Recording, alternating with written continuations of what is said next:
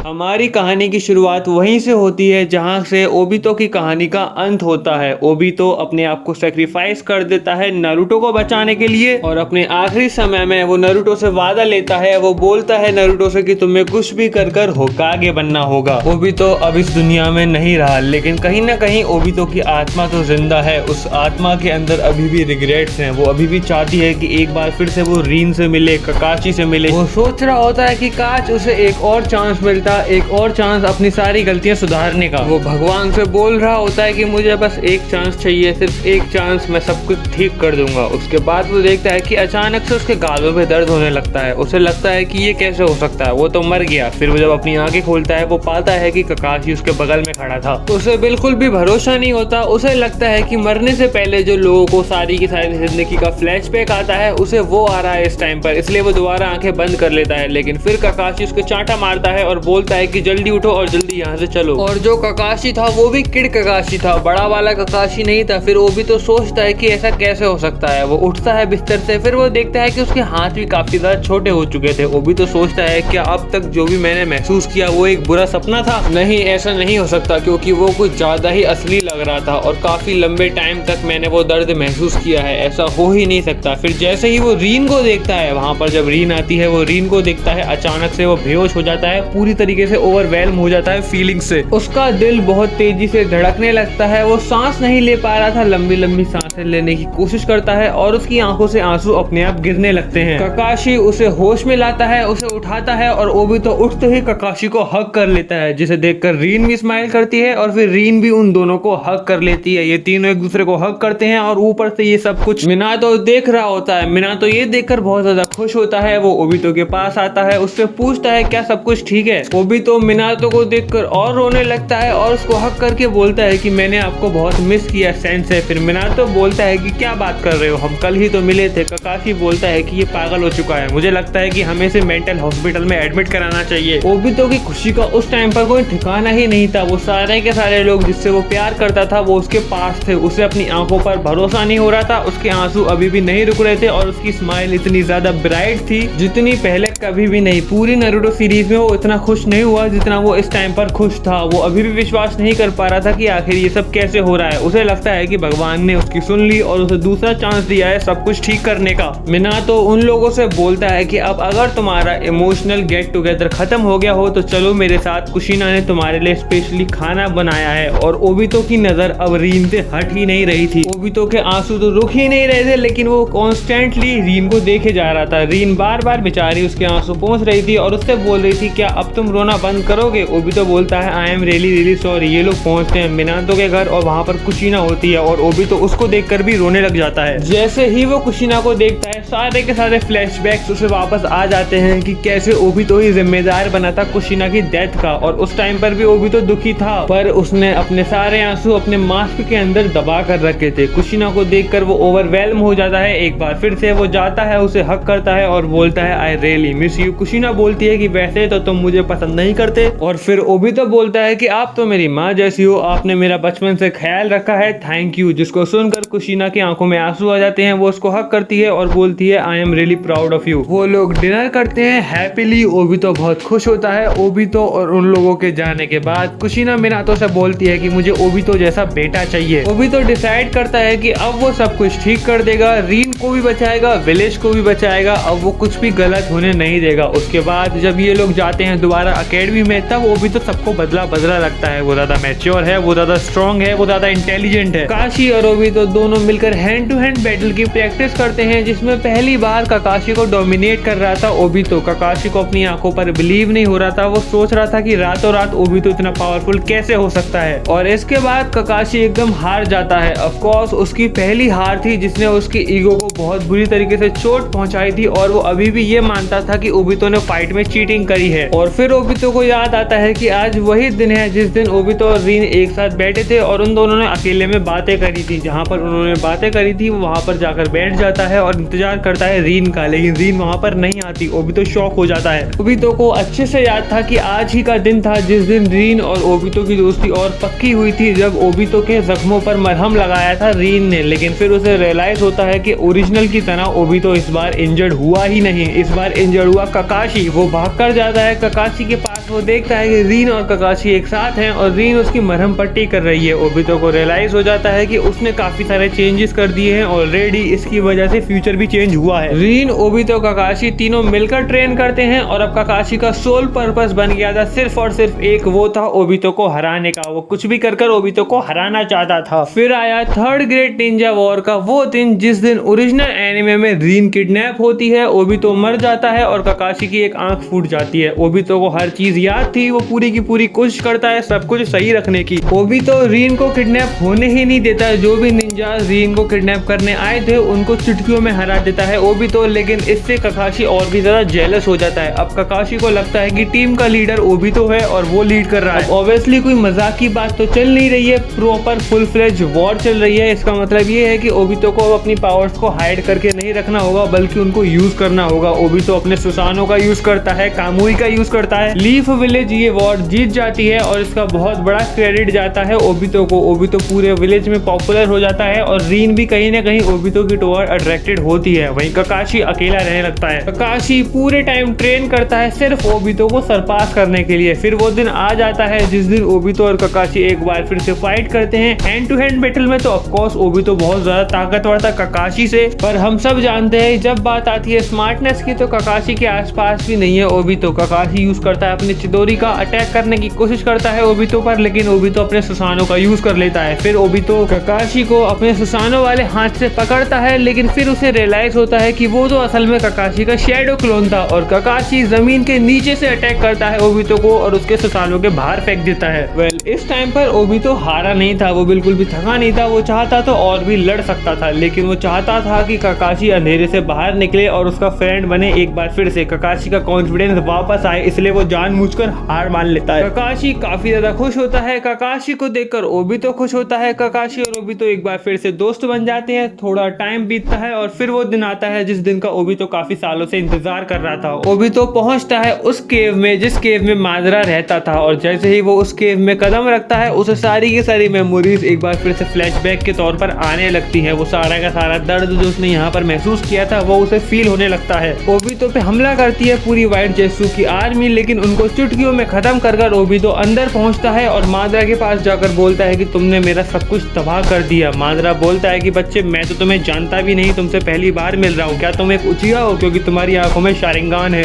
वो भी कोई नॉर्मल वाली नहीं, मांगे की शारिंगान। ओबितो बोलता है ये सब तुम्हारी वजह से ही हुआ है, तुमने ही मुझे इतना दर्द दिया कि मेरी मांगे की शारिंगान अवेक हो गई। माजरा बोलता है कि मैंने बोला ना मैं तुमसे पहली बार मिल रहा हूँ। फिर ओबितो माजरा को चुटकियों में खत्म कर देता है। आई नो अब कुछ माजरा के फैन आएंगे और बोलेंगे कि ओबितो ने माजरा को चुटकियों में खत्म कर दिया, ये तो बहुत बड़ी डिसरिस्पेक्ट है माजरा के लिए। मेरी बात सुनो भाई, अगर ओल्ड माजरा इतना स्ट्रांग होता तो वो खुद ही सारे के सारे टेल बीस्ट को क्यों नहीं इकट्ठा कर लेता। वो बहुत वीक हो चुका था, इसलिए उसने ओबितो को साइन किया। उसने ओबितो को अपना मिशन दिया क्योंकि उसे पता था कि इस बुरी हालत में इतने बुढ़ापे में वो कुछ भी नहीं कर सकता था, वो इतना वीक हो चुका था। इसलिए ओबितो ने काफी आसानी से उसे हरा तो दिया, लेकिन अभी भी ओबितो का काम खत्म नहीं हुआ था। एक और बंदा था जिसे उसे मारना था, एक ऐसा बंदा जो कि माजरा से भी ज्यादा ईविल है, जिससे हम सब नफरत करते थे। मैं बात कर रहा हूँ डांजो की। लेकिन ओबितो विलेज में तो डांजो को नहीं मार सकता था क्योंकि डांजो बहुत ही ज्यादा स्ट्रांग था। विलेज में पूरी की पूरी आर्मी कॉप थी उसके पास। वो इंतजार करता है डांजो के बाहर जाने का। जब डांजो हांजो द सैलीमेंडर के साथ डील करता है जिसमें हांजो द सैलीमेंडर नगाटो और कोनन के सामने याहिको को मार देता है, लेकिन इस बार ओबितो आता है अपने पुराने वाले वर्जन में। ओबितो निकालता है वो मास्क जो कि उसको उसकी दादी ने दिया था और पहनता है काफी सालों बाद। उस मास्क को पहनते ही वो काफी ज्यादा बुरा फील करने लगता है। उसे लगता है कि उसके अंदर की डार्कनेस वापस आ गई, पर ऑफ कोर्स वो नहीं चाहता था कि विलेज के बाहर वो जितने भी कांड करे वो लोगों को पता लग जाए कि उसी ने करे हैं। वो अपनी आइडेंटिटी को छुपाने के लिए वो मास्क दोबारा पहनता है और बचा लेता है याहिको, नगाटो और कोनन को। हांजो द सैलीमेंडर और डांजो वो दोनों को खत्म कर देता है और उसके बाद वो चला जाता है विलेज में वापस। अब देखा जाए तो यहाँ पर होता है मिशन कंप्लीट ओबितो का। ओबितो ने सब कुछ सही कर लिया, उसने रीन की भी जान बचा ली, ककाशी को भी वापस ले आया। वो उसने सासके, नारुतो और इताची का बचपन भी सुधार दिया। अब क्योंकि डांजो पहले ही मारा जा चुका है, इसका मतलब ये है कि उचिया मैसेकर भी नहीं होगा। और क्योंकि मुझे ऐसा लगता है मिनातो का स्टूडेंट है ओबितो, काफी ज्यादा स्ट्रॉन्ग है इस टाइम पर, इसलिए वो बनेगा नेक्स्ट हुकागे मिनातो के बाद। और ओबितो के हुकागे बनने पर फुगाकू को भी कोई प्रॉब्लम नहीं होगी क्योंकि ऑफ कोर्स वो भी एक उचिया है और काफी ज्यादा स्ट्रॉन्ग है, सब उसकी रिस्पेक्ट करते हैं। थर्ड ग्रेट निंजा वॉर में उसने काफी इंपॉर्टेंट रोल प्ले किया था। और वैसे तो अब वॉर नहीं होनी चाहिए, लेकिन अगर फोर्थ ग्रेट निंजा वॉर होती भी है तो कोनोहा के पास सास्के, नारुतो, इताची, मिनातो, हिरोजिन इतने सारे स्ट्रॉन्ग वॉरियर्स हैं, वो हार ही नहीं सकता। कुशिना और मिनातो जिंदा हैं, नाइन टेल का अटैक भी नहीं हुआ और ओबितो ने सब कुछ सही कर लिया। एक दिन ओबितो पहाड़ के ऊपर खड़ा होता है और वो रीन को बुलाता है और रीन को पहाड़ पर ही प्रपोज कर देता है। रीन भी उसका प्रपोजल एक्सेप्ट कर लेती है, हुकागे की शादी धूमधाम से होती है और सब कुछ सही होता है। आगे चलकर एक हैप्पी एंडिंग मिलती है और ओबितो का मिशन सक्सेसफुल। तो